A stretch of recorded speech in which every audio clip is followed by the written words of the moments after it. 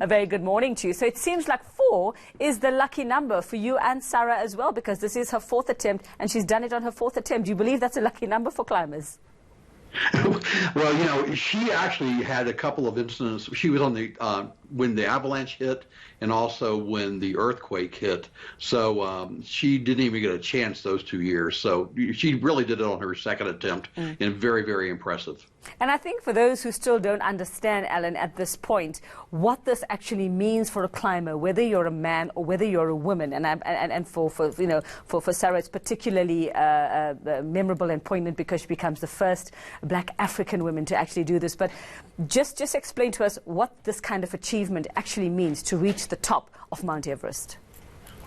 Well, you know, for many people, it's truly a lifetime dream. They grow up reading mountaineering magazines or watching documentaries on television, and they dream of it as a child. And as the years go by, you go and climb higher and higher mountains. And you know, at the end of the day, Everest is not the most difficult mountain in the world. It's not comparable to a K2 or a Nanga Parbat, but it is the highest. And that degree of difficulty makes it very, very meaningful and satisfying when you do finally reach the top. All right, so she summited just after 5 yesterday morning, our time. She is on her descent down. For, your knowledge of the mountain and of the actual timing and process, where would she be at the moment? She's probably at Camp 2, which is around 23,000 feet. Typically, you summit and then you come all the way back down to Camp 2, and you're just absolutely exhausted. You've been moving for about 4 days prior to that. You probably are taking in maybe 1,000 calories at the most, not enough water. So by the time you leave for the summit bid, you're dehydrated, you're exhausted. You probably have had no more than 10 hours of sleep over the previous 3 days, and you're truly just moving on adrenaline. So once you summit, then you have to be on your extra high guard, because it's so easy just to make a mistake coming down. That's the reason that's important to climb with a qualified team and having really highly qualified support along with you to help you help yourself.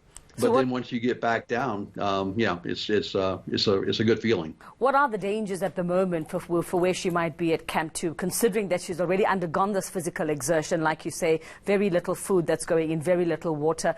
Is it dangerous at the moment for health-wise for the body?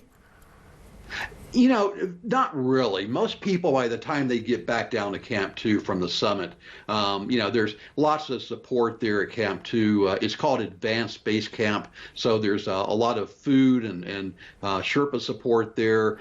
You've got a cooking tent and a dining tent. You have tables and chairs. So relatively speaking, it's quite luxurious compared to where she has been over the last 48 hours. And then how long will it take her to get back to the bottom? Yeah, let's see. Right now it is 10 o'clock in the morning on Friday, the May 17th. She's probably already on her way back down through the Khumbu Icefall. And this is the last challenge. The Khumbu Icefall is notorious for moving ice seracs and things falling over and killing people. That's just part of the bargain that you take when you climb Everest. And once she takes that final step out of the icefall, there will be a tremendous sigh of relief and gratitude for everybody that helped her get to the top. Well, I want to know from you, Alan. I mean, you know, as a woman, we are seeing an increase in women climbers. I have a lot of female friends who say, I want to try Kilimanjaro. I have those who've tried, they've attempted it as well. Are we seeing that increase in women who want to attempt things like this? And why do you think we are seeing that? I mean, we know women are hardy and we are multi-skilled and we're talented at the best of times. But this particular type of activity, why are we seeing more and more women going into it? Yeah, I did a little bit of quick research, and so of the 9,159 summits, only 6.6% have been women, or 609 out of 9,200 summits. The first summit was Japanese Junko Tabi in 1975. Sophia Dannenberg was the first African-American woman to summit in 2006.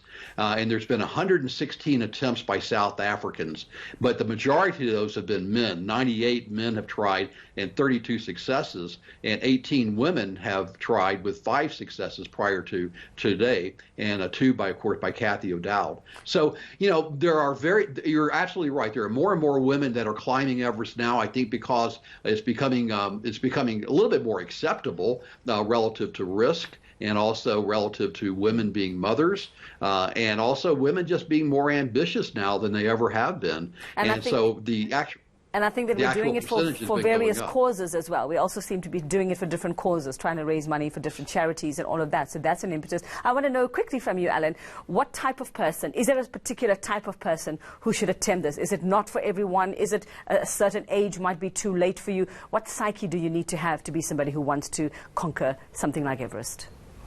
Well, I summited at age 54, and a good friend of mine summited at age 70. The oldest is 80. Oh. So I'm not sure age is much of a factor anymore. I think it really comes down to a deep personal desire and also having the experience and the commitment to build up that experience over time. The worst thing that anybody can do is just to say, well, everybody else has summited Everest, so I'm going to go try it. And sadly, those are the people right now that are dying on Everest. It's been a tragic season. I just learned that 2 more deaths just happened in the last 24 hours on Everest. Okay, thanks very much for that.